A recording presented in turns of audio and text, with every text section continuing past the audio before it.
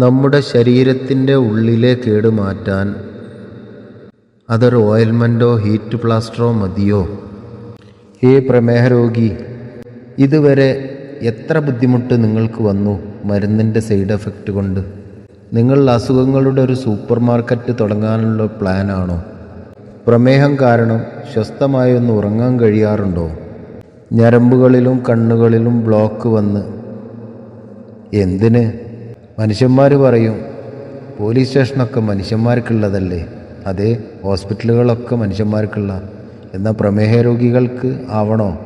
വല്ല ആക്സിഡൻറ്റ് കേസിനൊക്കെ ഉപയോഗിച്ചോട്ടെ അവർ. നമ്മളായിട്ടുണ്ടാക്കണ അസുഖം ഉണ്ടാക്കണോ? ജീവിതശൈലി ഒന്ന് മാറ്റിക്കൂടെ?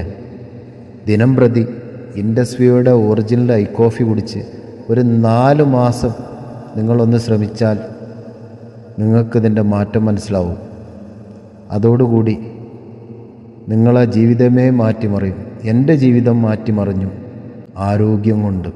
പ്രമേഹം ഒരിക്കലും മാറില്ല നമ്മുടെ ജീവിതശൈലി മാറ്റാതെ. ഒരു മരുന്നല്ല, എന്ത് വേണമെങ്കിലും കഴിച്ചിട്ടും പ്രയോജനമില്ല.